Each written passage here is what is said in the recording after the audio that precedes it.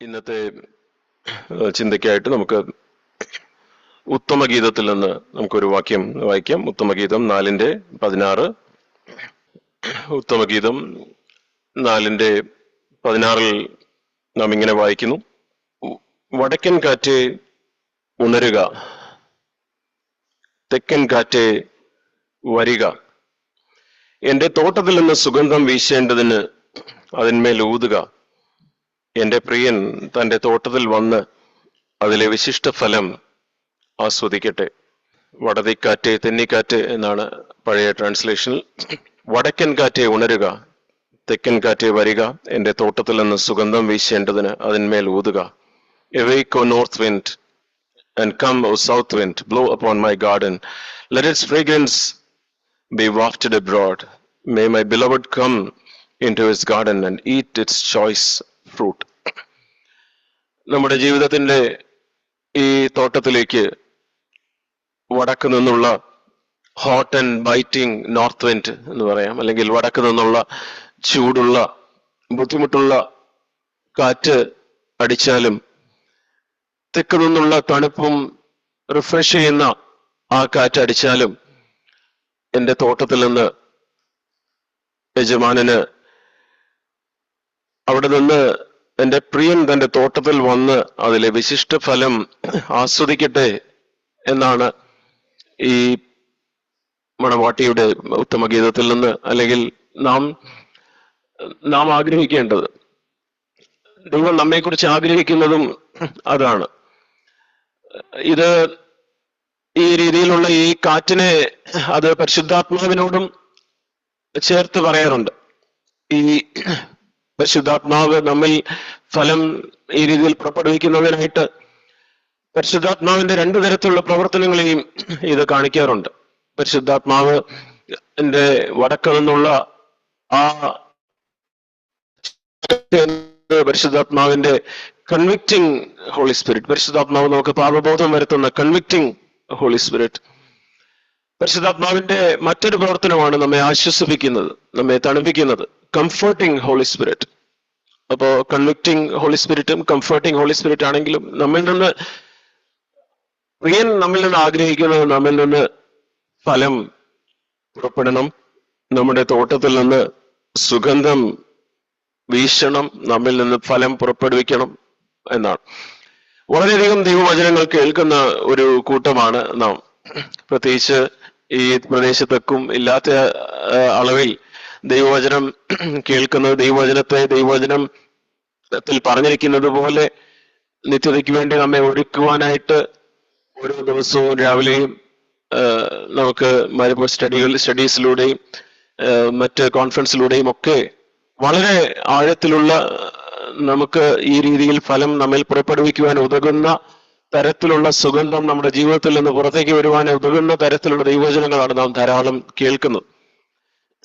എന്നാൽ നമുക്ക് നമ്മുടെ ജീവിതത്തെ ഒന്ന് സ്വയം ശോധന ചെയ്യുകയാണെങ്കിൽ നമുക്ക് ബോധ്യമാവും, അല്ലെങ്കിൽ നമുക്ക് സത്യസന്ധമായിട്ട് നമുക്ക് പറയാം, കർത്താവേ, വേണ്ടുവണ്ണം ആഗ്രഹിക്കുന്ന രീതിയിൽ എന്റെ ജീവിതത്തിൽ നിന്ന് ഈ സുഗന്ധം വീശുന്നില്ലല്ലോ, വേണ്ടുവണ്ണം എന്റെ ജീവിതത്തിൽ നിന്ന് ഈ ഫലം പുറപ്പെടുവിക്കുന്നില്ലല്ലോ, പുറത്തേക്ക് വരുന്നില്ലല്ലോ എന്നുള്ള ഒരു ഭാരം നമ്മുടെയൊക്കെ ജീവിതത്തിൽ ഉണ്ടാവും. നമ്മൾ പലപ്പോഴും ഈ ഫലത്തെ കുറിച്ച് നമ്മൾ ചിന്തിക്കുമ്പോൾ ആ ഫലം ഉണ്ടാവണം, ഫലം പുറപ്പെടണം, ഫലത്തിന്റെ ആ ഫലം പഴുത്ത് ആ മണം, ആ സുഗന്ധം വീശണം എന്നൊക്കെ ആഗ്രഹിക്കുമ്പോൾ നമ്മൾ പലപ്പോഴും നാം അവഗണിക്കുന്ന ചില കാര്യങ്ങളുണ്ട്. ഈ ഫലം ഉണ്ടാകുന്നതിന് മുമ്പ് പൂവാണ് ഉണ്ടാവുന്നത്.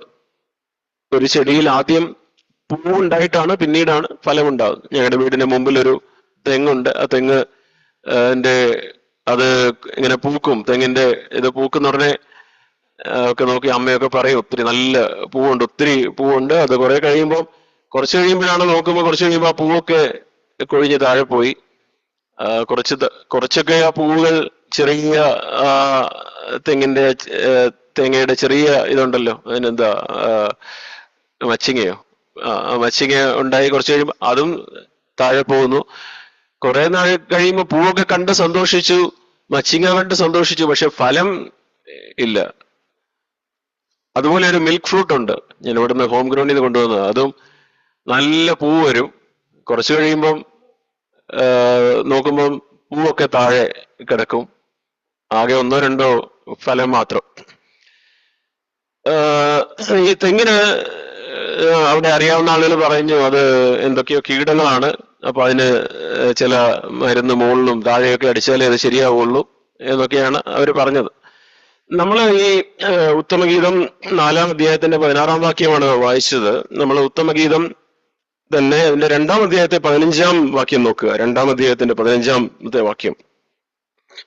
2-ാം അധ്യായത്തിന്റെ 15-ാം വാക്യത്തിൽ പറയുന്നത്, catch the foxes for us, the little foxes that are ruining the vineyards, while our vineyards are in blossom.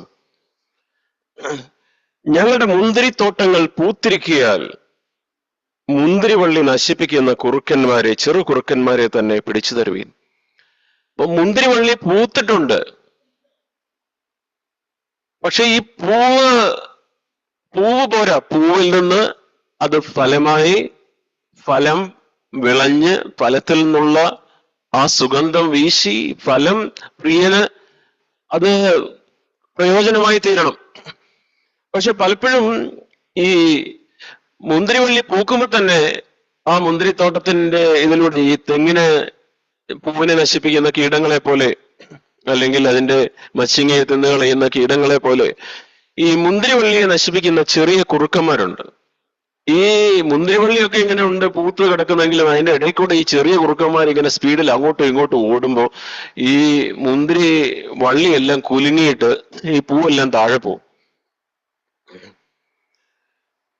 അപ്പൊ നമ്മള് ഈ ഫലം നാഥന് ഉണ്ടാവണം, നാഥന് ആ ഫലത്തിന്റെ സുഗന്ധം നാഥന് കൊടുക്കണം എന്ന് നമ്മൾ ആഗ്രഹിക്കുമ്പോൾ നമ്മുടെ ജീവിതത്തിൽ അത് കാണുന്നില്ല എന്നത് നമ്മൾ കാണുമ്പോൾ നമ്മൾ ആദ്യം ശരി ഈ പൂവിനെ നശിപ്പിക്കുന്ന കുറുക്കന്മാരെയാണ് ആദ്യം പിടിക്കേണ്ടത്. അപ്പൊ അതെന്തൊക്കെയാണ്? അപ്പൊ ഈ പൂവ് തന്നെ താഴെ വീണ് പോകുന്ന കുറുക്കന്മാരെ നമ്മൾ കണ്ടെത്തിയാലല്ലേ നമുക്ക് ഫലത്തിന്റെ കാര്യം ചിന്തിക്കാനായിട്ട് പറ്റുകയുള്ളൂ. നമ്മൾ ഹഗ്ഗായിയുടെ പുസ്തകത്തിലും നമ്മൾ വായിക്കുന്നുണ്ട്. ഹഗ്ഗായി 1-ാം അധ്യായത്തിന്റെ 6-ാമത്തെ വാക്യം അവിടെ പറയുന്നത്, ഒത്തിരി നിങ്ങൾ വിതയ്ക്കുന്നുണ്ട്, യു ആർ സോയിങ് മച്ച്, പക്ഷേ നോ ഹാർവെസ്റ്റ്. നിങ്ങൾ വളരെ വിതച്ചിട്ടും അല്പമേ കൊണ്ടുവരുന്നുള്ളൂ. ഒത്തിരി വിതയ്ക്കുന്നുണ്ട്, പക്ഷെ അല്പമേ കിട്ടുന്നുള്ളൂ. നിങ്ങൾ ഭക്ഷിച്ചിട്ടും പൂർത്തി വരുന്നില്ല, പാനം ചെയ്തിട്ടും തൃപ്തി വരുന്നില്ല. എന്നിട്ട് അതിന്റെ അവസാനം പറയുന്നത്, അതിന്റെ കാരണമായിട്ട് പറയുന്നത്, കൂലിക്കാരൻ ഓട്ടസഞ്ചിയിൽ ഇടുവാൻ കൂലി വാങ്ങുന്നു. അപ്പോ നിങ്ങൾ എല്ലാം സ്വീകരിക്കുന്നുണ്ട്, പക്ഷേ സഞ്ചിയിൽ ഓട്ടയുണ്ട്. സഞ്ചിയിൽ ഓട്ടയുണ്ട്, ഈ ഹോളുണ്ട്. ഓട്ട വഴി ഇതിങ്ങനെ താഴേക്ക് പോയിക്കൊണ്ടിരിക്കും. അപ്പൊ നമ്മുടെ ക്രിസ്ത്യ ജീവിതത്തിൽ ഈ പൂവ് പൂത്ത ഫലമായി മാറണം, പ്രിയന് സുഗന്ധം വീശണം എങ്കിൽ, അല്ലെങ്കിൽ വിതയ്ക്കുന്ന വിത്ത് അത് വളർന്ന് നമുക്ക് വിത്ത് വിതയ്ക്കുന്ന ഉപമയിലും നാം അത് കാണുന്നുണ്ട്. വഴിയോരത്ത് വീണ വിത്ത്, പാറമേൽ വീണ വിത്ത്, മുള്ളിനിടയിൽ വീണ വിത്ത്, ഇതൊക്കെ പെട്ടെന്ന് മുളച്ചു, പക്ഷെ ഫലം ഉണ്ടാവുന്നില്ല. അപ്പോ ഫലമുണ്ടാകുന്ന ഒരു ജീവിതത്തിലേക്ക് നമ്മൾ വരണം എന്നാണ് ദൈവം നമ്മെക്കുറിച്ച് ആഗ്രഹിക്കുന്നത്. പക്ഷെ അപ്പൊ അതിന് തടസ്സമായിട്ട് നിൽക്കുന്ന ഈ ചെറിയ കുറുക്കന്മാർ, അല്ലെങ്കിൽ എൻ്റെ ക്രിസ്തീയ ജീവിതത്തിൽ ഈ ഫലം വേണ്ടുവണ്ണം ഉണ്ടാവുന്നതിന് തടസ്സമായി നിൽക്കുന്ന ആ ഓട്ട, അത് എന്തൊക്കെയാണ്? അപ്പം ഞാൻ ചില കാര്യങ്ങൾ വളരെ പെട്ടെന്ന്, നമുക്കും നമ്മുടേതായിട്ടുള്ള കുറവുകളെ കുറിച്ച് നമുക്ക് തന്നെ ബോധ്യമുണ്ട്. അതുകൊണ്ട് ഞാൻ ആ കാര്യങ്ങൾ ഒത്തിരി സമയം അത് പറയേണ്ട ആവശ്യമില്ല. നമുക്ക് ആ കാര്യങ്ങൾ പറഞ്ഞ് അതിനെ തുടർന്ന് നമുക്ക് എങ്ങനെ ഇതിൽ നിന്ന്, കർത്താവേ എനിക്ക് എങ്ങനെ ഇതിൽ നിന്ന് എനിക്കൊരു വ്യത്യാസം വേണം, അത് എങ്ങനെ ദൈവത്തിന് നമ്മെ സഹായിക്കാനായിട്ട് കഴിയും എന്നുള്ള കാര്യം കൂടെ ചിന്തിച്ച് ഞാൻ അവസാനിപ്പിക്കാനായിട്ട് താല്പര്യപ്പെടും. നമ്മള് വലിയ പാപങ്ങൾ നമുക്ക് വലിയ മുന്തിരിത്തോട്ടത്തിലൂടെ ഒരു പുലിയും കരടിയും സിംഹവും ഒക്കെ വന്നു കഴിഞ്ഞാൽ എല്ലാവരും ശ്രദ്ധിക്കും. അപ്പൊ അത് ഓക്കെ. ഇപ്പം തെങ്ങിന് ഇത് തിന്നാനായിട്ട് വലിയ മരപ്പട്ടി ചാടി വന്നത്, ഓക്കെ, മരപ്പട്ടി, നമ്മളെല്ലാം അതിനെ കുറിച്ച് ശ്രദ്ധിക്കും. പക്ഷെ ഈ ചെറിയ കീടങ്ങളെയാണ് നമ്മൾ അതിനെ അങ്ങ് അവഗണിക്കും. പക്ഷെ അതാണ് ശരിക്കും ആഴത്തിലുള്ള പ്രശ്നങ്ങൾ ഉണ്ടാക്കുന്നത്. അതുപോലെ നാം പലപ്പോഴും നമ്മോട് ചേർന്ന് നിൽക്കുന്ന, നാം അവഗണിക്കുന്ന ചില കാര്യങ്ങൾ, പക്ഷെ നമുക്ക് വളരെ ഫലം നമ്മുടെ ജീവിതത്തിൽ കൊണ്ടുവരാനായിട്ട് തടസ്സമായി നിൽക്കുന്ന കാര്യങ്ങൾ. അതിൽ ഒന്നാമത്തേത് നമ്മൾ പലപ്പോഴും ചിന്തിക്കാറുള്ളതാണ്. ഒന്ന്, നമ്മള് ജഡ്ജിങ് അതേഴ്സ്, നമ്മള് നമ്മെ തന്നെ നമ്മൾ വിധിക്കാതെ മറ്റുള്ളവരെ വിധിക്കുക. അപ്പൊ നാം കേൾക്കുന്ന ഈ ദൈവവചനമൊക്കെ നമ്മിൽ ഫലം ചെയ്യണമെങ്കിൽ ആദ്യം അത് സംഭവിക്കേണ്ടത്, ഒരു കണ്ണാടിയിൽ നമ്മൾ ദൈവവചനം കാണുന്നത് പോലെ ആ ദൈവവചനത്തിന് മുമ്പാകെ നാം നമ്മെ തന്നെ കാണുകയും ആ ദൈവവചനം നമുക്ക് തന്നെ നമ്മൾ അപ്ലൈ ചെയ്യുകയും നാം നമ്മെ തന്നെ വിധിക്കണം. നമ്മളെപ്പോഴും അപ്പം കർത്തൃമേശയുടെ സമയത്ത് നമ്മൾ പറയാറുണ്ട്, നാം നമ്മെ തന്നെ ശരിയാവണ്ണം വിധിച്ചാൽ വിധിക്കപ്പെടുകയില്ല എന്ന് ഉള്ള വാക്യം നമ്മൾ വായിക്കാറുണ്ട്. 1 കൊരിന്ത്യർ 11:31 വാക്യം. നമ്മെ തന്നെ വിധിച്ചാൽ, if we judge ourselves rightly we will not be judged എന്ന് നാം അവിടെ വായിക്കുന്നുണ്ട്. അപ്പോ നാം നമ്മെ തന്നെ വിധിക്കണം എന്നതിന് പകരം പലപ്പോഴും നമ്മുടെ വാക്കുകളിൽ, നമ്മുടെ മനോഭാവങ്ങളിൽ നമ്മൾ മറ്റുള്ളവരെ വിധിക്കുന്ന ഒരു സ്വഭാവം. ഈ വിധിക്കുന്ന സ്വഭാവം എന്ത് കാര്യത്തിനും നമ്മൾ വിധിക്കുക എന്ന് പറയുമ്പോൾ നമ്മൾ മറ്റുള്ളവരുടെ ചെയ്യുന്ന ഒരു പ്രവൃത്തി കണ്ടിട്ടായിരിക്കാം, അല്ലെങ്കിൽ ആ വ്യക്തിയുടെ ഏതെങ്കിലും ഒരു സംസാരമായിരിക്കാം, അല്ലെങ്കിൽ ആ വ്യക്തിയുടെ ഒരു മനോഭാവം, അദ്ദേഹത്തിന്റെ ഒരു മുഖഭാവം കണ്ടിട്ടായിരിക്കാം. ആ പുള്ളി ഇങ്ങനെയാണ്, ആ പുള്ളി അങ്ങനെയാണ്, ആ പുള്ളി പണ്ടേ ഇങ്ങനെയാണ്, അല്ലെങ്കിൽ അങ്ങനെയാണ്, അല്ലെങ്കിൽ ഇങ്ങനെ പറഞ്ഞ് നമ്മള് പ്രത്യേകിച്ച് ഈ ഒരു മുന്തിരിത്തോട്ടം എന്ന് പറയുന്നത്, അത് നമ്മുടെ വ്യക്തിപരമായ മുന്തിരിത്തോട്ടം, നമ്മുടെ വീടാകുന്ന ഭവനമാകുന്ന മുന്തിരിത്തോട്ടം, നമ്മുടെ സഭയാകുന്ന മുന്തിരിത്തോട്ടം. അപ്പോ നമുക്ക് വ്യക്തിപരമായി നമ്മുടെ ജീവിതത്തിൽ ഫലമുണ്ടാകണം. നമ്മുടെ കുടുംബത്തിൽ, നമ്മുടെ വീട്ടിൽ നമുക്ക് ദൈവം നമ്മിൽ നിന്ന് ഫലം നോക്കുന്നു. നമ്മുടെ സഭയായിരിക്കുന്ന ഈ സഭയാകുന്ന തോട്ടത്തിലും ദൈവം ഫലം നോക്കുന്നു. അപ്പോൾ ഇവിടെയൊക്കെ നമ്മൾ ഈ മറ്റുള്ളവരോട് ഉള്ള നമ്മുടെ കാഴ്ചപ്പാട്, നമ്മുടെ മനോഭാവം ഒരു വിധിക്കുന്ന മനോഭാവത്തിലാണോ, അതോ നമ്മള് നമ്മെ തന്നെ വിധിക്കുന്നവരും നമ്മെ തന്നെ കാണുന്നവരും, കർത്താവെ നമ്മുടെ കുറവുകളെ കുറിച്ചുള്ള ബോധ്യമുള്ളവരും, മറ്റുള്ളവരോട് കരുണയോടുകൂടെ, ഞാനൊരു വിധിക്കുന്ന മനോഭാവത്തോടുകൂടി എല്ലാറ്റിനും ഞാനൊരു നെഗറ്റീവായിട്ടുള്ള കാരണത്തെ അട്രിബ്യൂട്ട് ചെയ്യാതെ, ഇത് ഇന്ന കാര്യം കൊണ്ട്, ഓക്കെ, അദ്ദേഹത്തിന് വേറെ എന്തെങ്കിലും നല്ല ഉദ്ദേശം ഉണ്ടാവാം ആ കാര്യം ചെയ്തതിന്, അല്ലെങ്കിൽ അന്ന് അദ്ദേഹം ചിരിക്കാഞ്ഞതിന്, അല്ലെങ്കിൽ എനിക്ക് കൈ തരാഞ്ഞതിന്, എന്തെങ്കിലും അദ്ദേഹത്തിൻ്റെതായിട്ടുള്ള ചില പ്രശ്നങ്ങൾ ഉണ്ടായിരിക്കാം, ചില അസുഖങ്ങൾ ഉണ്ടായിരിക്കാം. ഞാൻ എന്തിനാ വിധിച്ചിട്ട് ഇതുകൊണ്ടാണ്, ഇങ്ങനെയാണ്, അതുകൊണ്ടാണ് എന്ന് പറഞ്ഞ് ഞാൻ വിധിക്കുന്നു. വിധിക്കുമ്പോൾ എൻ്റെ ഉള്ളിൽ ഈ ഫലം എന്നിൽ ക്രിയ ചെയ്യുന്നതിന് പകരം എൻ്റെ ഉള്ളിൽ നിന്ന് പുറത്തേക്ക് വരുന്ന ഒരു ദുർഗന്ധവും ഒരു തെറ്റായ ആറ്റിറ്റ്യൂഡും എന്നിൽ ദൈവത്തികമായ ഒരു പ്രവൃത്തിക്ക് അത് തടസ്സമായി മാറും. നമ്മൾ അനേക വർഷം ദൈവവചനം കേൾക്കുന്നവരാണ്. നമുക്ക് ഈ കാര്യം നമ്മുടെ ജീവിതത്തിൽ നിന്ന് നമുക്ക്, കർത്താവെ, ഈ എൻ്റെ മുന്തിരിത്തോട്ടം നശിപ്പിക്കുന്ന ഒരു ചെറിയ കുറുക്കനാണിത്. എൻ്റെ ഈ വിധിക്കുന്ന മനോഭാവം, അത് എൻ്റെ വീട്ടിലും എൻ്റെ സഭയിലും, കർത്താവെ, ഒക്കെ അതിന് പകരം ഞാൻ അതിനൊരു നല്ല കാരണം ഉണ്ടാവും, നല്ല ഉദ്ദേശം ഉണ്ടാവും എന്നുള്ള രീതിയിൽ ഞാനൊരു അലവൻസ് കൊടുത്ത് ഞാൻ സൗരങ്ങളെ കാണുവാനും, ഏതെങ്കിലും ഒരു കാര്യം ഒരു പ്രശ്നമാണെന്ന് എനിക്ക് തോന്നുകയാണെങ്കിൽ ആ വ്യക്തിയെ ഓർത്ത് പ്രാർത്ഥിക്കാനായിട്ട് നമുക്ക് ഒരു അവസരം എടുക്കാനും, ഞാൻ ഷാർപ്പായിട്ട് അവരെ വിധിച്ച് അവരെ കുറിച്ച് ഇങ്ങനെ ഒരു തീരുമാനം അതിലേക്ക് പോകാതിരിക്കാൻ ദൈവമേ എന്നെ സഹായിക്കണമേ എന്ന് നമുക്ക് ആഗ്രഹിക്കുകയും നമുക്ക് പ്രാർത്ഥിക്കുകയും ചെയ്യാം. രണ്ടാമതായിട്ട്, ഈ വിധിക്കുന്നതുമായി ബന്ധപ്പെട്ട് തന്നെയുള്ള ഒരു കാര്യമാണ്. നമ്മൾ വിധിച്ച് നമ്മൾ ചില തീരുമാനങ്ങൾ എത്തി, ചില അഭിപ്രായങ്ങൾ വന്നിട്ട് നമ്മൾ അതിനെ തുടർന്ന് ബാക്ക് ബൈറ്റിങ് ചെയ്യും. ബാക്ക് ബൈറ്റ് ചെയ്യുക എന്ന് പറഞ്ഞാൽ നമ്മൾ ഏഷണി പറയുക, കുരളക്കാർ എന്ന് നമ്മൾ പുതിയ നിയമത്തിൽ പല സ്ഥലങ്ങളിൽ നമ്മൾ വായിക്കുന്നുണ്ട്. നമ്മൾ ഇത് മറ്റുള്ളവരെ കുറിച്ചുള്ള ഹാർഷ് റിമാർക്സ് വളരെ വളരെ വളരെ കാഠിന്യത്തോടുകൂടെ ഒരു വ്യക്തിയെ വിധിച്ച് ആ വ്യക്തിയെ കുറിച്ച് മറ്റുള്ളവരോട് സംസാരിക്കും. മറ്റൊരു വ്യക്തിയെ നമ്മൾ മോക്ക് ചെയ്ത് കളിയാക്കിക്കൊണ്ട് സംസാരിക്കുന്നു. അപ്പോഴൊക്കെ നമ്മൾ ഒരു ഉയർന്ന പ്ലാറ്റ്ഫോമിൽ നിന്നുകൊണ്ടാണ് സംസാരിക്കുന്നത്. അപ്പൊ വചനം നമ്മിൽ ക്രിയ ചെയ്യുന്നതിനും ഫലമുണ്ടാക്കുന്നതിനും തടസ്സമായി നിൽക്കുന്ന ഒരു ചെറിയ കുറുക്കനാണ്. ശരിക്കും പറഞ്ഞാൽ ഇതൊരു വലിയ കുറുക്കനാണ്. ഇത് നമ്മളെ ഒത്തിരി നശിപ്പിക്കുന്ന ഈ രീതിയിൽ ഏഷണി നമ്മൾ പറയുമ്പോൾ നമ്മള് ഒരാളിനെ മാത്രമല്ല മറ്റുള്ളവരെയും മലിനപ്പെടുത്തും. നമ്മളെ വിധിച്ചു, അത് തന്നെ തെറ്റ്. അത് കഴിഞ്ഞ് വിധിച്ച് നമ്മളൊരു തെറ്റായ അഭിപ്രായം അല്ലെങ്കിൽ വേറെ എവിടെന്നെങ്കിലും നമ്മൾ കേട്ട കാര്യമായിരിക്കാം, കേട്ട ഒരു കാര്യത്തിന് നമ്മളൊരു അലവൻസ് കൊടുക്കാതെ അതിനുവേണ്ടി പ്രാർത്ഥിക്കാതെ ഉടനെ വേറൊരാളിനോട് കേട്ടോ, ഇത് അറിഞ്ഞോ, ഉടനെ അങ്ങനെ പറഞ്ഞു. അത് കഴിഞ്ഞ് വേറൊരാളിനോട് പറഞ്ഞു. ഇത് ഒരു സ്ഥലത്ത് എത്തുമ്പോഴത്തേക്ക് അത് ആകെ മാറി വേറെ കാര്യമായി. അപ്പോ നമ്മുടെ ഇടയിൽ പ്രിയ സഹോദരന്മാരെ നമുക്ക് നോക്കാം, ദൈവവചനം നമ്മിൽ ഫലം ഉണ്ടാകുന്നതിന് തടസ്സമായി നിൽക്കുന്ന ഈ തരത്തിലുള്ള ഈ ഏഷണി പറയുന്ന ഒരു സ്വഭാവം നമ്മിലുണ്ടോ? നമ്മൾ സങ്കീർത്തനം 15-ാം അധ്യായത്തിന്റെ 3-ാം വാക്യം, 15-ാം അധ്യായം തുടങ്ങുന്നത് തന്നെ ഇങ്ങനെയാണ്: യഹോവേ, അങ്ങയുടെ കൂടാരത്തിൽ ആർ പാർക്കും, അങ്ങയുടെ വിശുദ്ധ പർവ്വതത്തിൽ ആർ വസിക്കും. അവിടെ ഒത്തിരി കാര്യങ്ങൾ പറയുന്നുണ്ട്. നിഷ്കളങ്കനായി നടന്ന് നീതി പ്രവർത്തിക്കുന്നതിനെ കുറിച്ചും ഒക്കെ പറയുന്നുണ്ട്. എന്നാൽ 3-ാം വാക്യത്തിൽ പറയുന്ന കാര്യം, നാവ് കൊണ്ട് കുരള പറയാതിരിക്കുകയും തന്റെ കൂട്ടുകാരനോട് ദോഷം ചെയ്യാതെയും കൂട്ടുകാരന് അപമാനം വരുത്താതെയും ഇരിക്കുന്നവൻ. നാവ് കൊണ്ട് ഏഷണി പറയാത്തവൻ,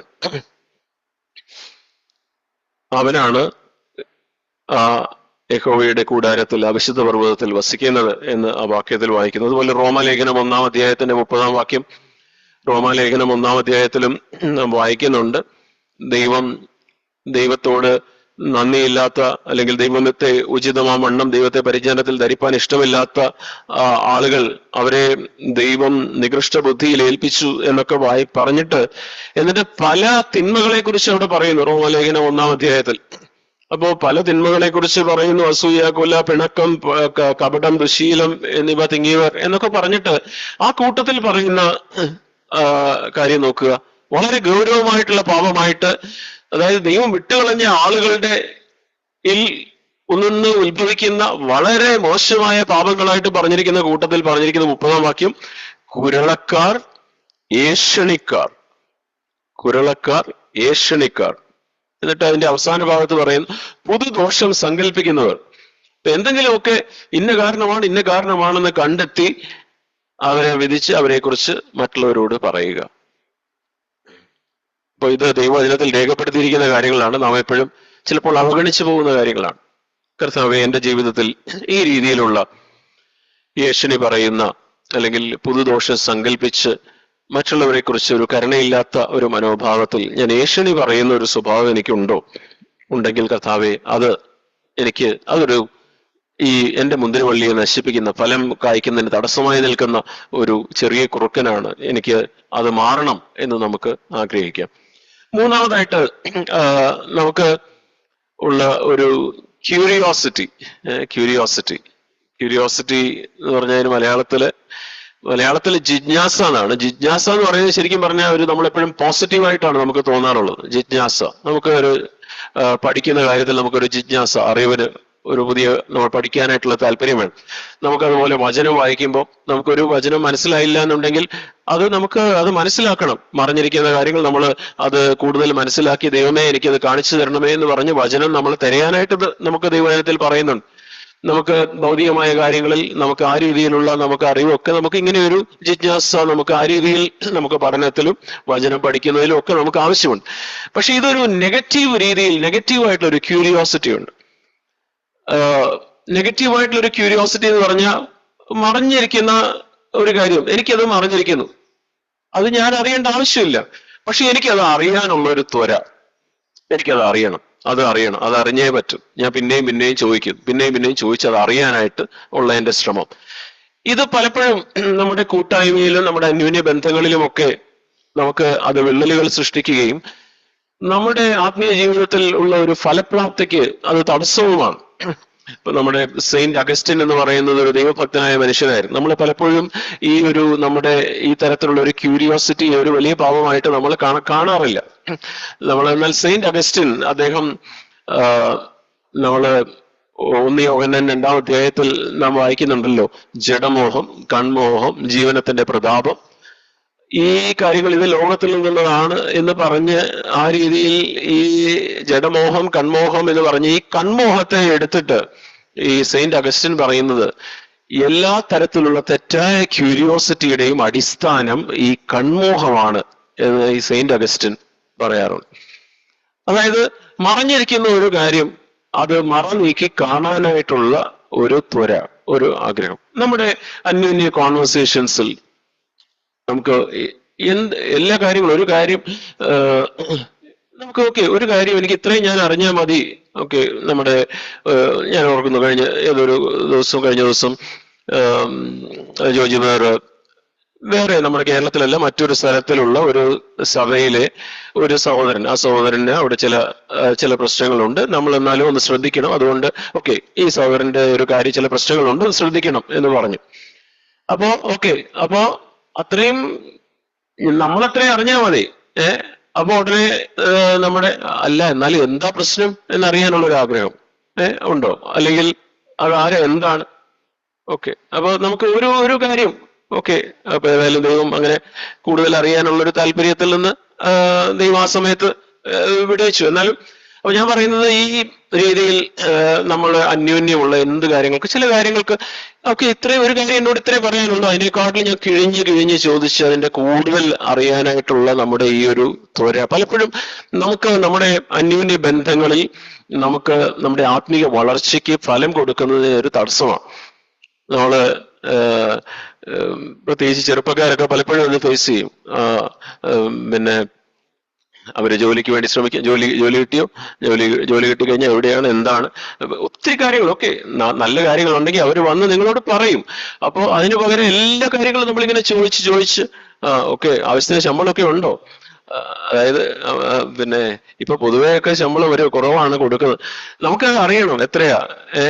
കല്യാണം കഴിഞ്ഞ ആരാ, ഏതാ കല്യാണം ഫിക്സ് ചെയ്ത, ആരാ, എവിടെയാ, ചെറുക്കൻ എവിടെയാ, പെണ്ണെവിടെയാ, എന്തൊക്കെയാണ്, അവരേതാ കുടുംബം, എങ്ങനെയുണ്ട്, കല്യാണം കഴിച്ചു കഴിഞ്ഞാലൊക്കെ സന്തോഷം, അവരെ ഫ്രീ ആയിട്ട് വിടുവോ? കല്യാണം കഴിച്ചു കഴിഞ്ഞാൽ പിന്നെ എന്തൊക്കെയുണ്ട് വിശേഷങ്ങളൊക്കെ എന്തുണ്ട്? നമ്മള് ഈ വിശേഷങ്ങൾ ചോദിക്കുന്നത് ഇപ്പം ഈ സൗകര്യമാര് വേറെ പല രീതിയിലാണ്. അവർക്ക് എന്തൊക്കെ കാര്യങ്ങൾ അറിയേണ്ടത്, എന്തൊക്കെ കാര്യങ്ങൾ അറിയണം നമുക്ക്. പിന്നെ ഓക്കെ എനിക്ക് അറിയാവുന്ന കാര്യങ്ങൾ, എന്നോട് പറഞ്ഞിരിക്കുന്ന കാര്യങ്ങളുണ്ടെങ്കിൽ അത് മതി. അപ്പൊ നമുക്ക് ഞാൻ എന്തിനാ ഇത് കൂടുതൽ അറിയാനായിട്ടുള്ള നമ്മുടെ ആഗ്രഹം, പലപ്പോഴും നമുക്ക് ഈ രീതിയിൽ നമുക്ക് കൂടുതൽ അറിയാനായിട്ടുള്ള നമ്മുടെ ആഗ്രഹം അതാണ് പലപ്പോഴും നമുക്ക് ദൈവം നമ്മുടെ മുമ്പിൽ മറച്ചു വെച്ചിരിക്കുന്ന ഒരു കാര്യത്തെ അത് വീണ്ടും നമ്മൾ പോയി അത് കാണാനായിട്ട് ശ്രമിക്കുന്നത്. ഇതാണ് പലതരത്തിലുള്ള പാപത്തിന്റെയും ലൈംഗിക പാപത്തിന്റെയും മറ്റു തരത്തിൽ ഒത്തിരി പാപങ്ങളുടെ ഒരു മൂല കാരണം. അപ്പൊ നമുക്ക് ഇങ്ങനെയുള്ള ഒരു ക്യൂരിയോസിറ്റി, നമുക്കെല്ലാം നമ്മളിലൊക്കെ തന്നെ ഇങ്ങനെ ഒരു പ്രവണതയുണ്ട്. ഇങ്ങനെയുള്ളൊരു ക്യൂരിയോസിറ്റി നമ്മിൽ നിന്ന് ഉണ്ടായി നമ്മൾ വീണ്ടും ചോദിക്കുന്ന ഒരു പ്രവണത നമ്മിൽ കാണുമ്പോൾ നമ്മൾ ഓർക്കുക, ഇതൊരു വളരെ ഗൗരവമായിട്ടൊരു പാപമാണ്. നമ്മൾ എന്തെങ്കിലും ഓക്കെ നമുക്ക് ഒരു പക്ഷെ ഇനിയും നമ്മൾ സീരിയസ് ആയിട്ട് എടുക്കാൻ വേണ്ടി നമുക്ക് വേണമെങ്കിൽ ഇങ്ങനെ ചിന്തിക്കാം, എവിടെയെങ്കിലും പോയി ഒളിഞ്ഞു നോക്കുന്നത് തെറ്റാണ്. ഓക്കെ, അത് മോശമാണ്, വളരെ മോശമാണ്. അതുപോലെ ഞാൻ ഒളിഞ്ഞു നോക്കുന്ന പോലെയാണ് ഞാൻ അറിയാനായിട്ട് ദൈവം ആഗ്രഹിക്കാത്ത ഒരു കാര്യം വീണ്ടും ഞാൻ അറിയാനായിട്ടുള്ള എൻ്റെ നെഗറ്റീവായിട്ടുള്ള എൻ്റെ ശ്രമം എന്ന് നമ്മൾ അതിനെ കാണുക. അപ്പൊ നമുക്ക് ആ രീതിയിൽ നമ്മുടെ ജീവിതത്തിൽ ഈ ഫലത്തിന് തടസ്സം ഉണ്ടാക്കുന്ന ഒരു കാര്യമായിട്ട് നമുക്ക് ഇതിനെയും കാണാം, ക്യൂരിയോസിറ്റി.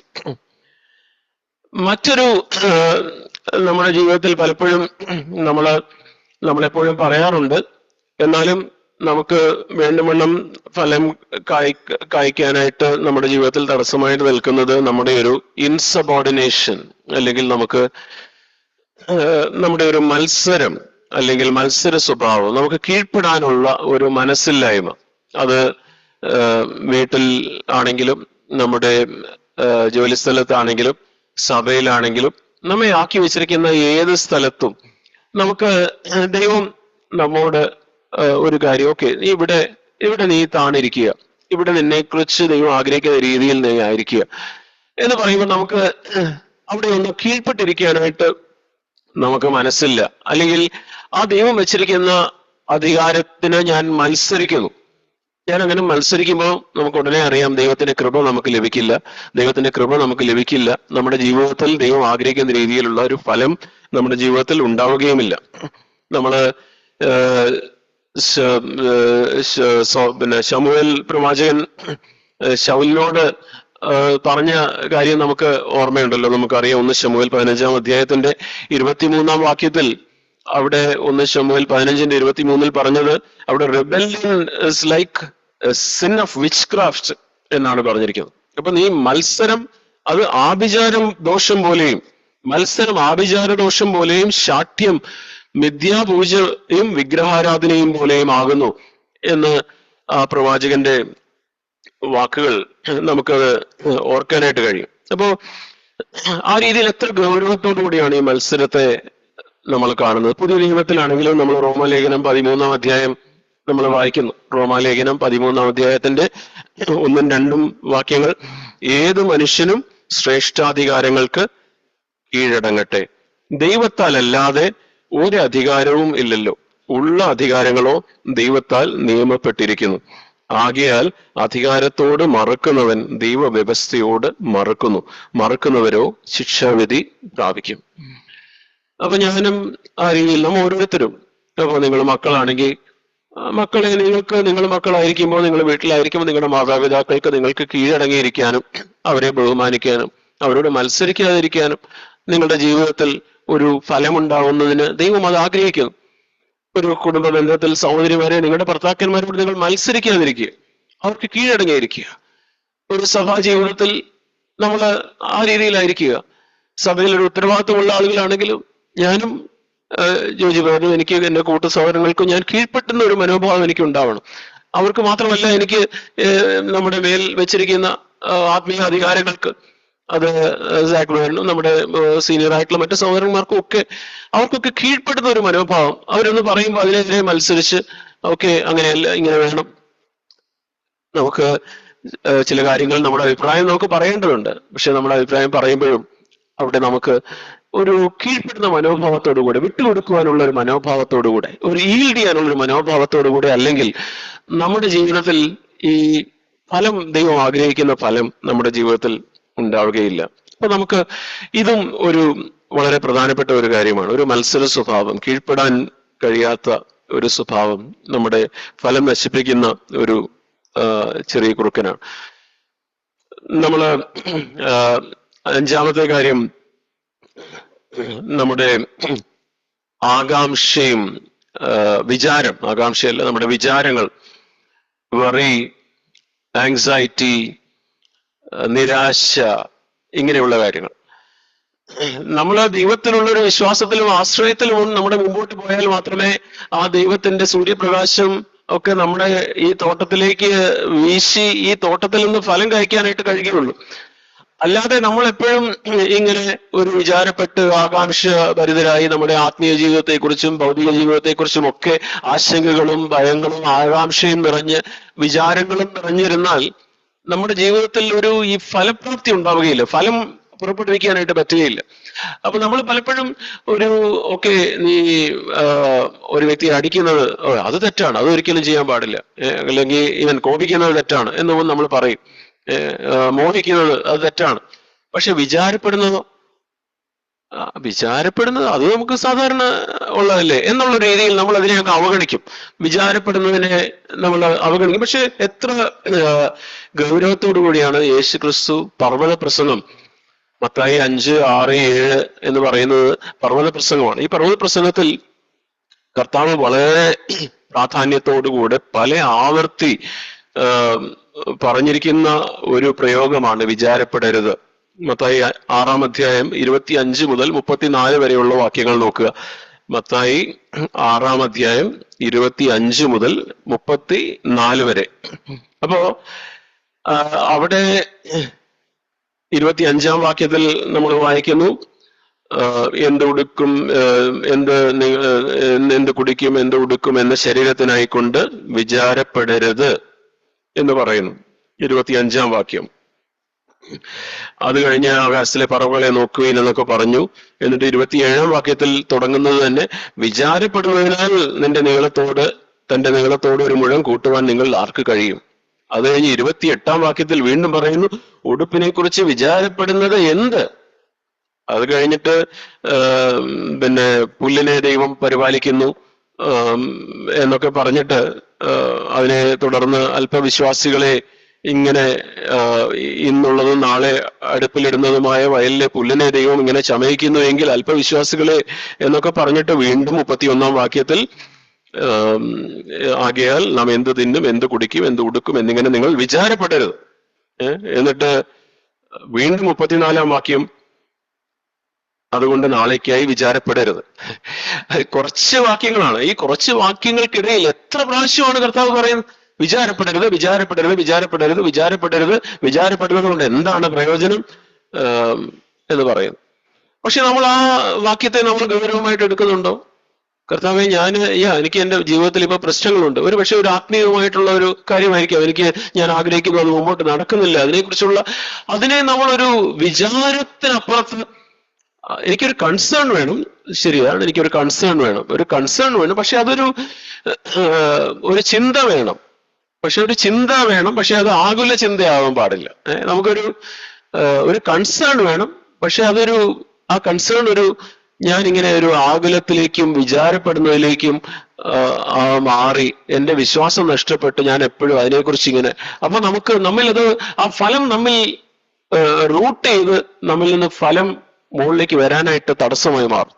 അതിനു പകരം എനിക്കിങ്ങനെ പ്രശ്നത്തെ നാം അവഗണിക്കുകയല്ല ചെയ്യും. കർത്താവെ, ഈ പ്രശ്നമുണ്ട്, ആത്മീയമായിട്ട് എന്റെ ജീവിതത്തിൽ ഞാൻ കാണുന്ന, എന്റെ മുമ്പിൽ നിൽക്കുന്ന ഈ ഒരു മല്ലനെ പോലെ ഈ പ്രശ്നം നിൽക്കുന്നു. ഭൗതികമായിട്ട് എന്റെ ജീവിതത്തിൽ കർത്താവെ ഇനി എന്താ ചെയ്യുന്നത്, എന്റെ മുമ്പിൽ ഈ പ്രശ്നമുണ്ട്. എന്നാൽ അതിന്റെ മധ്യത്തിൽ കർത്താവെ, ഞാൻ എന്നിലേക്ക് നോക്കുമ്പോൾ എനിക്ക് ശക്തിയില്ല, എന്റെ സാഹചര്യങ്ങളിലേക്ക് നോക്കുമ്പോൾ എനിക്ക് ശക്തിയില്ല. പക്ഷേ ഞാൻ ഈ കാലേബിന്റെയും ആ കർത്താവ് യോശുവയുടെയും ആത്മാവിൽ ഞാൻ കർത്താവെ അങ്ങയുടെ മുഖത്തേക്ക് നോക്കുന്നു.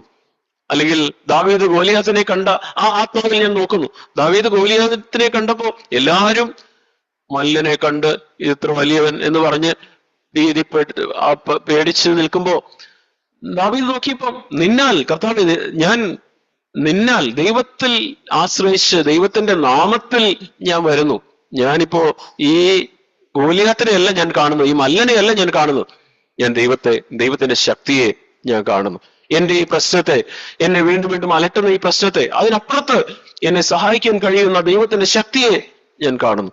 അപ്പൊ നമ്മുടെ വിചാരത്തെ നമ്മൾ വിശ്വാസം കൊണ്ട് നമുക്ക് ഓവർകം ചെയ്യണം. എന്നാൽ മാത്രമേ നമ്മൾ ആ വിചാരത്തിൽ നമ്മൾ തുടർന്നാൽ നമ്മൾ ഈ ഫലം, ആത്മീകവും ഭൗതികവുമായ കാര്യങ്ങളിൽ നാം വിചാരപ്പെട്ടും പരാതിപ്പെട്ടും ഇരുന്നാൽ നമ്മില് ഈ ഫലം പുറപ്പെടുവിക്കുന്നതിന് അത് തടസ്സമാണ്. മറ്റൊരു കാര്യം, നമ്മുടെ ഞാൻ പെട്ടെന്ന് പറയാം, നമ്മുടെ പണപരമായ കാര്യങ്ങളിലുള്ള നമ്മുടെ അവിശ്വസ്തത. നമ്മള് ലൂക്കോസ് 16:11 പറയുന്നു, നിങ്ങൾ അനീതിയുള്ള മാമോനിൽ വിശ്വസ്തരായില്ല എങ്കിൽ സത്യമായത് നിങ്ങളെ ആർ ഭരമേൽപ്പിക്കും എന്നുള്ള ആ വാക്യം നമുക്കറിയാമല്ലോ. അപ്പൊ നമ്മുടെ സാമ്പത്തികമായിട്ടുള്ള ഇടപാടുകളിൽ നമുക്ക് ഫലം പുറപ്പെടുവിക്കുന്നതിന് തടസ്സമായിട്ട് എന്തെങ്കിലും കാര്യങ്ങളുണ്ടോ? നമ്മുടെ ടാക്സിന്റെ കാര്യത്തിൽ നമ്മൾ എന്തെങ്കിലും ആ രീതിയിലുള്ള നമ്മൾ സെറ്റിൽ ചെയ്യാത്ത കാര്യങ്ങൾ, അല്ലെങ്കിൽ നമുക്ക് ദൈവം നൽകിയിരിക്കുന്ന നമ്മുടെ പരിധി, നമുക്കുള്ള വരുമാനം, ആ വരുമാനത്തിനുള്ളിൽ നിൽക്കാതെ ഞാൻ എന്റെ പതിരുകളെ വലുതാക്കി ഞാൻ കടം മേടിക്കുന്നു, അല്ലെങ്കിൽ ഞാൻ ആ രീതിയിൽ, അല്ലെങ്കിൽ എനിക്ക് ദൈവം പണം തന്നിട്ടുണ്ട്, ആ പണത്തെ സ്നേഹിച്ച് ഞാൻ പണത്തെ ആ രീതിയിൽ കെട്ടിപ്പിടിച്ചുകൊണ്ട് എന്റേത് എന്ന് പറഞ്ഞ് ഞാൻ ഇരിക്കുന്നു. ഞാൻ എവിടെയെങ്കിലും എനിക്ക് ഒന്ന് പണം കൊടുക്കണം, വരെ ആരെങ്കിലും സഹായിക്കണം എന്നുള്ളപ്പോ ഞാൻ വളരെ പിശുക്ക് കാണിക്കുന്നു. അപ്പൊ ഇങ്ങനെയൊക്കെയുള്ള നമ്മുടെ ഈ സ്വഭാവങ്ങൾ നമ്മുടെ ഹൃദയത്തിൽ ഉണ്ടെങ്കിൽ ഇതെല്ലാം അത് നമുക്കൊരു ബ്ലെസ്സിങ് ആയി മാറുന്നതിന്, അല്ലെങ്കിൽ നമ്മുടെ ജീവിതത്തിൽ ഒരു ഫലം പുറപ്പെടുന്നതിന് അത് തടസ്സമായി നിൽക്കുന്ന കാര്യങ്ങളാണ്. നമുക്ക് പ്രത്യേകിച്ച് നിങ്ങൾ ചെറുപ്പക്കാരായിരിക്കുന്ന ആളുകൾ, ഒരു കുടുംബമൊക്കെ തുടങ്ങി, നിങ്ങൾക്ക് കൊച്ചു കുഞ്ഞുങ്ങളുമായിട്ട് ഒരു കുടുംബം തുടങ്ങുന്ന ഈ ഒരു സമയത്ത്, ആ സമയത്ത് വരുമാനമൊക്കെ കുറവായിരിക്കാം. ഞങ്ങളൊക്കെ തുടങ്ങിയത് അങ്ങനെയാണ്. തുടങ്ങിയ സമയത്ത് 2000-3000 രൂപ ശമ്പളത്തിലൊക്കെയാണ് തുടങ്ങിയത് കുഞ്ഞുങ്ങളുമായിട്ട് നിൽക്കുമ്പോൾ. ആ സമയത്തൊക്കെ നമുക്ക് ഇൻകം ഒക്കെ കുറവാണ്. പക്ഷെ ആ ഇൻകത്തിനുള്ളിൽ നിന്നുകൊണ്ട് നമുക്ക് ജീവിക്കാനും അതിനകത്ത് കുറച്ച് സേവ് ചെയ്യാനും, അപ്പോൾ നമുക്ക് സേവ് ചെയ്യാനും എവിടെയെങ്കിലും നമ്മൾ റെഗുലറായിട്ട് അന്ന് മുതലേ ചെറുതായിട്ട് നമ്മൾ സേവ് ചെയ്താൽ പിന്നീട് നമുക്ക് ഒരു ആവശ്യം വരുമ്പോൾ അത് നമുക്ക് ഉപകരിക്കും. അങ്ങനെ ചെയ്യാതെ നമ്മൾ ഈ പണത്തിന്റെ കാര്യങ്ങൾ നമുക്കൊരു വിശ്വസ്തത ഇല്ലാതെ നമ്മൾ പണത്തിന്റെ കാര്യങ്ങൾ കെട്ടി നമ്മളെല്ലാം ചെലവാക്കി നമ്മൾ അതിനെക്കുറിച്ച് ചിന്തിക്കാതെ ഈ രീതിയിൽ പോയി കഴിഞ്ഞാൽ നമ്മുടെ ആത്മീയ ജീവിതത്തിന് ഒരു ഫലകരമല്ലാതെ, ഒരു ബ്ലെസ്സിങ് അല്ലാത്ത ഒരു രീതിയിൽ നമ്മൾ മുമ്പോട്ട് പോകും. അപ്പൊ നമുക്ക് ഈ രീതിയിലും നമുക്ക് ഈ കാര്യങ്ങളൊക്കെ നമുക്ക് വിശദമായിട്ട് പിന്നീട് എപ്പോഴെങ്കിലും നമുക്ക് ചിന്തിക്കാവുന്നതാണ്. എന്നാലും ഞാനത് ടച്ച് ചെയ്ത് പോയി എന്നേ ഉള്ളൂ. പിന്നീട് മറ്റൊരു കാര്യം, നമ്മുടെ സോഷ്യൽ മീഡിയ നമ്മുടെ ഒരു ചെറിയ കുറുക്കനാണ്. നമുക്ക് ഫലം പുറപ്പെടുവിക്കുന്നതിന് തടസ്സമായി നിൽക്കുന്ന ഒരു കുറുക്കനാണിത്. Social media addiction. Social media addiction അത് പഴയ തലമുറയ്ക്ക് ചിലപ്പോൾ ഫേസ്ബുക്ക് ആയിരിക്കാം, അല്ലെങ്കിൽ യൂട്യൂബ് ആയിരിക്കാം, അല്ലെങ്കിൽ അതിന്റെ ഷോർട്സ് ആയിരിക്കാം. പുതിയ തലമുറയ്ക്ക് അത് ഇൻസ്റ്റാഗ്രാം ആയിരിക്കാം, റീൽസ് ആയിരിക്കാം. എന്തൊക്കെയാണെങ്കിലും ഇതിങ്ങനെ ഇതിങ്ങനെ നോക്കിക്കൊണ്ടിരുന്ന ഇന്ന് ഈവൻ പ്രൊഫഷണൽ പ്ലാറ്റ്ഫോംസ് പോലും ആളുകളെ എങ്ങനെ റീറ്റെയിൻ ചെയ്യാം എന്നുള്ള രീതിയിൽ അതിങ്ങനെ ആ രീതിയിൽ കൂടുതൽ സമയം അപഹരിക്കാനായിട്ടാണ് എന്ന രീതിയിലാണ് ഈ സോഷ്യൽ മീഡിയ ഒക്കെ ഡിസൈൻ ചെയ്തിരിക്കുന്നത്. അവരൊക്കെ അതിന്റെ റിസർച്ചേഴ്സ് ഒക്കെ അതിനകത്ത് റിസർച്ച് ചെയ്ത് ആളുകൾ ഇതിനകത്ത് കയറിയ പുറത്തിറങ്ങരുത്. ആ രീതിയിൽ അവർ അത്രയും സമയം അതിൽ സ്പെൻഡ് ചെയ്താലാണ് അഡ്വർടൈസ്മെന്റ്സും അതിലൂടെ അവർക്ക് പണം ലാഭിക്കാനായിട്ട് കഴിയുന്നത്. പക്ഷെ നമ്മൾ അവിടെ സമയം നമ്മൾ കൂടുതൽ ചെലവഴിക്കുമ്പോഴേക്കും നമ്മൾ പല രീതിയിൽ നമ്മുടെ മനസ്സ് അശുദ്ധമാവാനായിട്ടുള്ള സാധ്യതയുണ്ട്. നമ്മുടെ മനസ്സിലുള്ള അശുദ്ധി, അതുപോലെ നമ്മുടെ സമയത്തിന്റെ നഷ്ടം, ഇതെല്ലാം നമ്മുടെ ഫലം പുറപ്പെടുവിക്കുന്നതിന് നമുക്ക് തടസ്സമാണ്. നമ്മൾ ഈ സോഷ്യൽ മീഡിയയിലൂടെ മാത്രമല്ല മറ്റല്ലാത്ത ജീവിത സാഹചര്യങ്ങളിലൊക്കെ നമ്മുടെ മനസ്സിലെ നമ്മുടെ ഹൃദയത്തിലുള്ള ശുദ്ധി നമുക്ക് ദൈവത്തെ കാണുന്നതിനും ദൈവത്തോടുള്ള കൂട്ടായ്മയ്ക്കുമൊക്കെ തടസ്സമായി നിൽക്കുന്ന കാര്യമാണ്. നമുക്ക് ഈ രീതിയിലും സോഷ്യൽ മീഡിയ അഡിക്ഷനെ നമുക്ക് ആ രീതിയിലുള്ള ഒരു കുറുക്കനായിട്ട് നമുക്ക് കാണാം. നമുക്ക് അവസാനമായിട്ട് വളരെ പ്രധാനപ്പെട്ട ഒരു കാര്യം കൂടെ ഞാൻ പറയട്ടെ. അത് ഇതാണ്, നാം ക്ഷമിക്കുന്നത്, ക്ഷമ ചോദിക്കുന്നത്. അത് നമ്മൾ പലപ്പോഴും നമ്മുടെ ജീവിതത്തിൽ ഒരു ഫലം പുറപ്പെടുവിക്കുന്നതിന് തടസ്സമായിട്ട് ആരെങ്കിലും നമ്മളോട് ഒരു തെറ്റ് ചെയ്തു, ആരെങ്കിലും നമുക്ക് വിരോധമായിട്ട് ചില കാര്യങ്ങൾ ചെയ്തു, ആ കാര്യങ്ങൾ നമ്മൾ എപ്പോഴും മനസ്സിൽ ഓർത്തുകൊണ്ട് അതിനെ സൂക്ഷിച്ചുകൊണ്ടിരിക്കുന്നു. അവരോട് ക്ഷമിച്ചിട്ടില്ല, അത് വിട്ടുകളഞ്ഞിട്ടില്ല. അത് കാരണം ദൈവം നമ്മുടെ പാപങ്ങളെ നമ്മോട് ക്ഷമിക്കുകയില്ല എന്ന് ദൈവത്തിന്റെ വചനം പറയുന്നുണ്ട്. നമ്മൾ മത്തായി 6:14-15 വാക്യങ്ങൾ, അവിടെ മത്തായി 6 അവിടെ സ്വർഗ്ഗസ്ഥനായ ആ പ്രാർത്ഥനയുടെ സമയത്ത് ഇങ്ങനെ പറയുന്നുണ്ട്, ഞങ്ങളുടെ കടക്കാരോട് ഞങ്ങൾ ക്ഷമിക്കുന്നത് പോലെ ഞങ്ങളുടെ കടങ്ങളും ദോഷങ്ങളും ക്ഷമിക്കണമേ എന്ന് പറയുന്നു. പിന്നീട് 14-15 വാക്യങ്ങളിൽ എടുത്തു പറയുന്നു, മത്തായി 6:14-15 വാക്യങ്ങളിൽ എടുത്തു പറയുന്നു, നിങ്ങൾ മനുഷ്യരോട് അവരുടെ പിഴകളെ ക്ഷമിച്ചാൽ സ്വർഗ്ഗസ്ഥനായ നിങ്ങളുടെ പിതാവ് നിങ്ങളോടും ക്ഷമിക്കും. നിങ്ങൾ മനുഷ്യരോട് പിഴകളെ ക്ഷമിക്കാഞ്ഞാലോ നിങ്ങളുടെ പിതാവ് നിങ്ങളുടെ പിഴകളെയും ക്ഷമിക്കുകയില്ല. അപ്പൊ നമുക്ക് ഇത് വളരെ ഗൗരവമായിട്ടുള്ള ഒരു കാര്യമാണ്. ഞാൻ ആരോടെങ്കിലും അവരോട് ഞാൻ ക്ഷമിക്കില്ല, ഞാൻ വിട്ടുകളയില്ല. ഞാൻ കഴിഞ്ഞിടെ ഒരു വ്യക്തിയോട് സംസാരിക്കുകയായിരുന്നു. ജീവിതത്തിൽ പല പ്രശ്നങ്ങളുണ്ട്, പല പ്രശ്നങ്ങളുള്ള വ്യക്തിയാണ്. പക്ഷെ അദ്ദേഹം ക്ഷമ ചോദിക്കാനായിട്ട് അദ്ദേഹം ഒത്തിരി തെറ്റുകൾ ചെയ്തിട്ടുണ്ട്, തന്റെ കുടുംബത്തിൽ ഒത്തിരി ചെയ്ത്. അദ്ദേഹത്തിനോടൊന്ന് ക്ഷമ ചോദിക്കാൻ പറഞ്ഞാൽ അദ്ദേഹത്തിന് ക്ഷമ ചോദിക്കാൻ ഒട്ടും റെഡിയല്ല. അദ്ദേഹം വീണ്ടും വീണ്ടും തികട്ടി എന്റെ ഭാര്യ എന്നോട് അങ്ങനെ ചെയ്തു, ഇങ്ങനെ ചെയ്തു ഇത് പറഞ്ഞുകൊണ്ടിരിക്കുകയാണ്. ഒരിക്കലും ഭാര്യയോട് ക്ഷമിച്ചിട്ടില്ല. ഭാര്യയ്ക്കെതിരെ താൻ ചെയ്ത കാര്യങ്ങൾ അതൊത്തിരി ഉണ്ട്, പക്ഷെ അത് ക്ഷമ ചോദിക്കാനും തയ്യാറല്ല.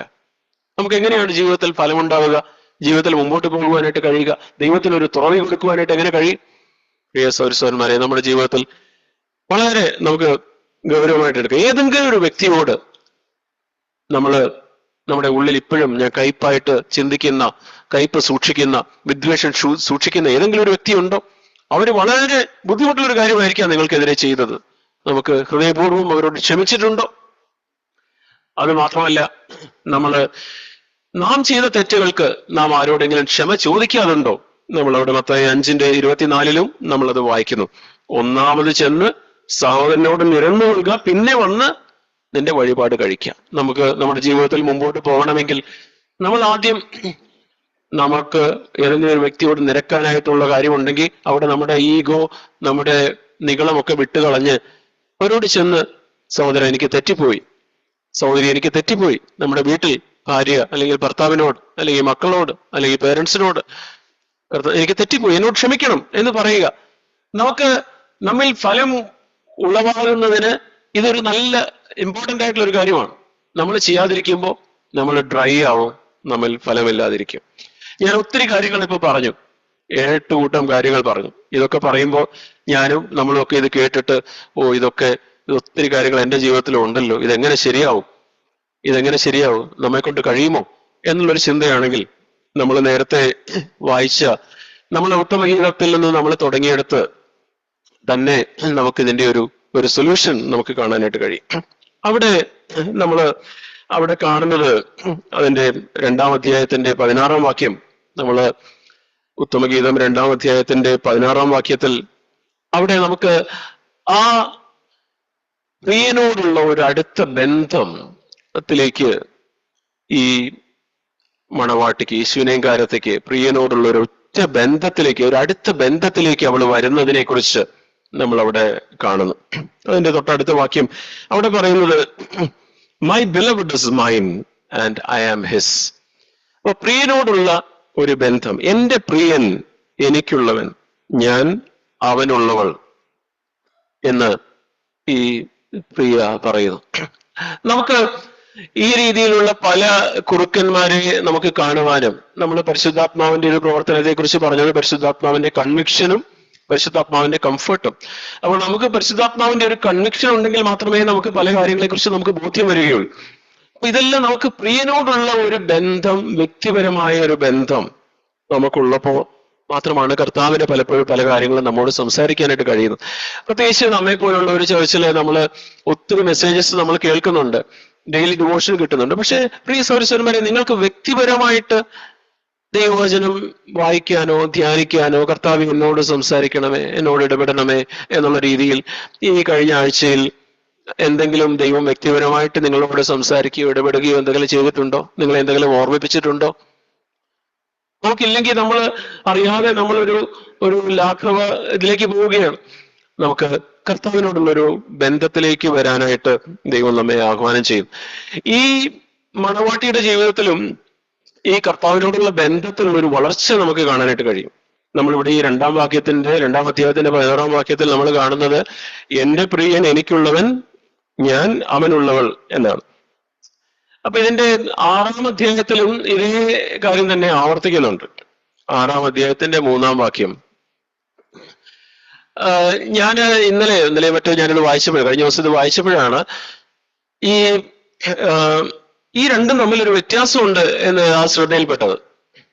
അതായത് 2-ാം അധ്യായത്തിന്റെ 16-ാം വാക്യത്തിൽ പറയുന്നു, എന്റെ പ്രിയൻ എനിക്കുള്ളവൻ, ഞാൻ അവനുള്ളവൻ. അപ്പൊ ഇവിടെ ആദ്യം പറയുന്നത് എന്താണ്?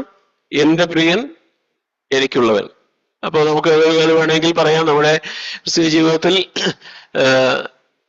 കർത്താവ് എനിക്ക്, എന്റെ പ്രിയൻ എനിക്ക്, ദൈവം എനിക്ക്. ക്രിസ്തീയ ജീവിതത്തിൽ തുടങ്ങുമ്പോൾ കർത്താവ് എനിക്ക്, ദൈവം എനിക്ക് വേണ്ടി പ്രവർത്തിക്കുന്നു. ഒരു നമ്മിൽ കേന്ദ്രീകരിച്ച ഒരു ക്രിസ്തീയതയുടെ ഒരു ചിത്രമായിട്ട് വേണമെങ്കിൽ നമുക്ക് അതിനെ പറയാം.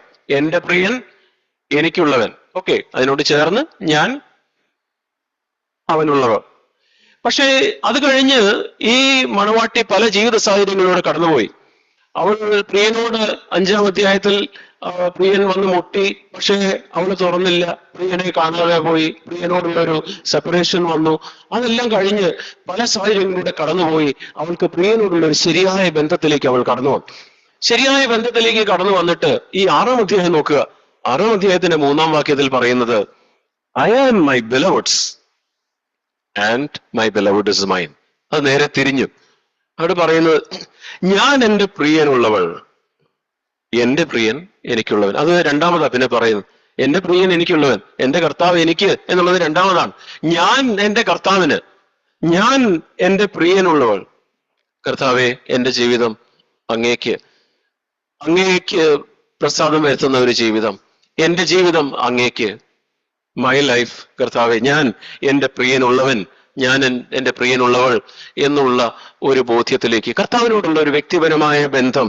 നമ്മള് യേശുവിന്റെ ജീവിതത്തിലും യേശുവിന്റെ ഈ ഒരു മനോഭാവമാണ് നമുക്ക് കാണാൻ കഴിയുന്നത്. യോഹന്നാൻ 17-ാം അധ്യായത്തിൽ നമ്മള് നേരത്തെയും കേട്ടിട്ടുണ്ട്. കർത്താവ് പറയുന്നു, എന്റേതെല്ലാം നിന്റേത്. അതിന്റെ ഒരു എക്സ്റ്റൻഷനാണ്, ഞാൻ എന്റെ പ്രിയനുള്ളവൾ, എന്റേതെല്ലാം നിന്റേത്. അത് കഴിഞ്ഞിട്ടാണ് നിന്റേത് എന്റേത്, എന്റേത് നിന്റേത്, ഞാൻ എന്റെ പ്രിയനുള്ളവൻ. നമ്മള് കൊരിന്ത്യർ ലേഖനത്തിൽ നിന്നും നമ്മൾ നേരത്തെ വായിക്കാറുണ്ട്, നിങ്ങളെ വിലയ്ക്ക് വാങ്ങിയിരിക്കുന്നു, ഞാൻ എന്റേതല്ല, നിങ്ങൾ താങ്കൾക്കുള്ളവരല്ല എന്ന് അറിയുന്നില്ലയോ? നമുക്ക് നമ്മുടെ വ്യക്തിപരമായ കർത്താവിനോടുള്ള ബന്ധം നമ്മൾ തുടങ്ങുന്നത് എന്റെ പ്രിയൻ എനിക്കുള്ളവൻ എന്നുള്ള രീതിയിലായിരിക്കാം.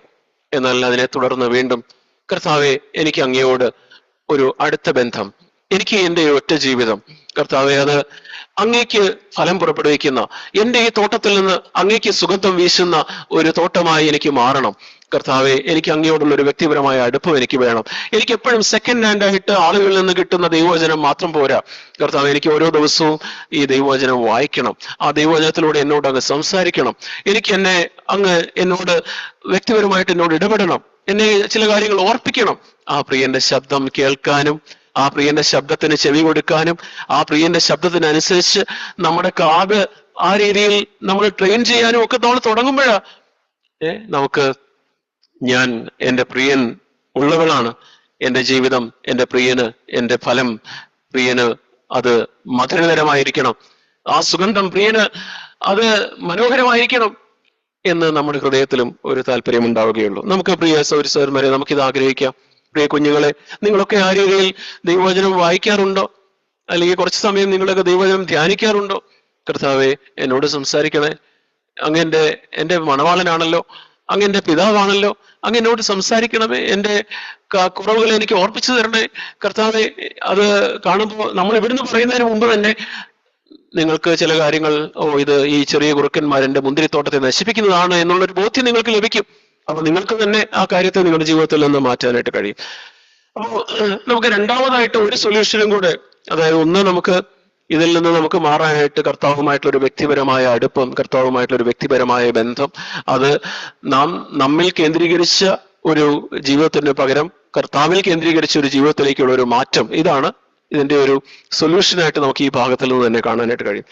രണ്ടാമതായിട്ട് നമുക്ക് അവിടെ തന്നെ കാണുന്നത് ആ ഒരു പരിശുദ്ധാത്മാവിന്റെ പ്രവർത്തനമാണ്. വടക്കൻ കാറ്റേ വീശുക, തെക്കൻ കാറ്റേ വീശുക. ആ പരിശുദ്ധാത്മാവിന്റെ കൺവിക്ട് ചെയ്യുന്ന പരിശുദ്ധാത്മാവിന്റെ ആ ഒരു പ്രവർത്തനം നമ്മുടെ ജീവിതത്തിൽ പലപ്പോഴും പരിശുദ്ധാത്മാവിന് ചെവി കൊടുക്കാതെ ഹൃദയം കഠിനമായിരിക്കുന്നു. പരിശുദ്ധാത്മാവിന് നമുക്ക് പാപബോധം തരാനായിട്ട് കഴിയുന്നില്ല. കർത്താവെ, എനിക്ക് പാപബോധം നൽകുന്ന കൺവിക്ട് ചെയ്യുന്ന പരിശുദ്ധാത്മാവിന്റെ ആ കാറ്റ് എന്റെ ജീവിതത്തിലേക്ക് വീശട്ടെ. അതോടൊപ്പം എന്നെ ആശ്വസിപ്പിക്കുകയും താങ്ങുകയും ചെയ്യുന്ന പരിശുദ്ധാത്മാവിന്റെ കാറ്റും എനിക്ക് ആവശ്യമാണ്. നമ്മള് യെശയ്യാവിന്റെ പുസ്തകം 11-ാം അധ്യായത്തിൽ നിന്നുള്ള ഒരു വാക്യം കൂടെ വായിച്ച് ഞാൻ നിർത്താം. യെശയ്യാവിന്റെ പുസ്തകം 11-ാം അധ്യായം, അവിടെ 2-ാമത്തെ വാക്യം, അവിടെ കർത്താവിനെ കുറിച്ച് പറയുന്നത്, ഫലം കായ്ക്കുന്ന ഒരു മുള പുറപ്പെടും, അവന്റെ വേരുകളിൽ നിന്ന് ഫലം കായ്ക്കും എന്ന് പറയുന്ന അതിനായിട്ട് അവിടെ 2-ാമത്തെ വാക്യത്തിൽ പറയുന്നു, അവന്റെ മേൽ യഹോവയുടെ ആത്മാവ് വസിക്കും. അവന്റെ മേൽ യഹോവയുടെ ആത്മാവ് വസിക്കും. ആ ആത്മാവ് എങ്ങനെയുള്ള ആത്മാവാണ്? ജ്ഞാനത്തിന്റെയും വിവേകത്തിന്റെയും ആത്മാവ്, ആലോചനയുടെയും ബലത്തിന്റെയും ആത്മാവ്, പരിജ്ഞാനത്തിന്റെയും യഹോവ ഭക്തിയുടെയും ആത്മാവ് തന്നെ. അവന്റെ പ്രമോദം യഹോവ ഭക്തിയിൽ ആയിരിക്കും. ഇവിടെ ആ യഹോവ ഭക്തി എന്നുള്ളത് ഇംഗ്ലീഷിൽ ഫിയർ ഓഫ് ദ ലോർഡ് എന്നാണ്. ദൈവഭയത്തിന്റെ ഒരു ആത്മാവ്, ദൈവഭയത്തിന്റെ ഒരു ആത്മാവ്. നമുക്ക് ഈ ദിവസങ്ങളിൽ നമ്മുടെ ജീവിതത്തിൽ നിന്ന് നഷ്ടപ്പെട്ടു പോയ പല ചെറിയ കാര്യങ്ങളെയും നാം ഗൗരവമായിട്ട് എടുക്കാത്തതിന്റെ കാരണം നമ്മുടെ ഉള്ളിൽ ദൈവഭയം കുറഞ്ഞു പോകും. ഈ കാര്യം ഞാൻ സംസാരിക്കുമ്പോൾ അത് സാരമില്ല, ആൾക്കാരെ മുറിവേൽപ്പിച്ചാലോ ഇല്ലെങ്കിലോ അത് സാരമില്ല, ഞാനൊക്കെ പറയുന്നു. ഒരു ദൈവഭയത്തിന്റെ അഭാവം, ദൈവഭയത്തിന്റെ ഒരു ആത്മാവ്. പുതുതായിട്ട് ദൈവമേ, എനിക്ക് ആ രീതിയിലുള്ള ഒരു ആത്മാവ് ഫലം പുറപ്പെടുവിക്കുവാനായിട്ട് യേശുവിന്റെ മേൽ ഉണ്ടായിരുന്ന ആ ദൈവഭയത്തിന്റെ ആത്മാവ് എനിക്ക് നൽകണമേ എന്നുള്ളൊരു ആഗ്രഹം നമ്മുടെ ജീവിതത്തിൽ ഉണ്ടാവട്ടെ. ദാഹിക്കുന്ന ആരും നമ്മുടെ ജീവിതത്തിലുള്ള കുറവുകളെ കണ്ട് നമുക്ക് അതിനെക്കുറിച്ചുള്ള ഒരു ദാഹവും, കർത്താവെ എനിക്ക് ഇത് പോരാ, എന്റെ ജീവിതത്തിൽ ഒരു മാറ്റം വേണം എന്ന് നാം ആഗ്രഹിക്കുന്നെങ്കിൽ, കർത്താവെ അങ്ങയുടെ ആത്മാവ് എന്റെ മേൽ അത് വേണം. ദാഹമുള്ളവന്മേൽ, വിശ്വാസമുള്ളവന്മേൽ ഈ ആത്മാവിനെ പകരാമെന്ന് കർത്താവ് പറഞ്ഞിട്ടുണ്ട്. ആ ആത്മാവിന്റെ ഒരു പ്രധാനപ്പെട്ട ഒരു പാർട്ടാണിത്, ദൈവഭയത്തിന്റെ ആത്മാവ്. അവന്റെ പ്രമോദം യഹോവ ഭക്തിയിലായിരിക്കും. നമുക്ക് നമ്മുടെ ജീവിതത്തിൽ ഈ രീതിയിൽ ദൈവഭയത്തിന്റെ കുറവുള്ളതിനെ നമുക്ക് ദൈവത്തോട് ഏറ്റുപറയുകയും, കർത്താവെ അങ്ങയുടെ ഒരു ഫ്രഷ് ആയിട്ട് അങ്ങയുടെ ആത്മാവിന്റെ ഒരു നിറവ് എനിക്ക് നൽകണമേ എന്ന് നമുക്ക് ദൈവത്തോട് പറയാം. നമുക്ക് എഴുന്നേറ്റ് നിൽക്കുകയും നമുക്ക് ചേർന്ന് ഒരു പാട്ട് നമുക്ക് ചേർന്ന് പാടുകയും ചെയ്യാം.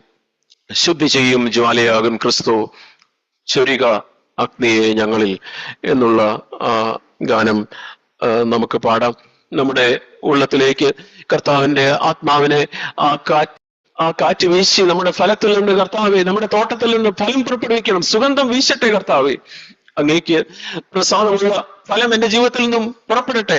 കർത്താവെ, അത് പൂവായിരിക്കുമ്പോൾ തന്നെ അത് പൂ കുഴഞ്ഞു പോകരുത്. അതിന് ആ പൂവിനെ ഉതിർത്ത് കളയുന്ന ചെറു കുറുക്കന്മാരെ അതിനെ പിടിച്ചു കളഞ്ഞ് കർത്താവെ എനിക്ക് എന്റെ തോട്ടത്തിൽ നിന്ന് ഫലം വേണം, അങ്ങേക്ക് പ്രസാദമാഗ്രഹമായിരിക്കുന്ന സുഗന്ധം വീശണം എന്ന് നമുക്ക് ആഗ്രഹിക്കുകയും നമ്മെ ദൈവകരങ്ങൾ സമർപ്പിക്കുകയും ചെയ്യാം. നമുക്ക് ചേർന്ന് പാടാം.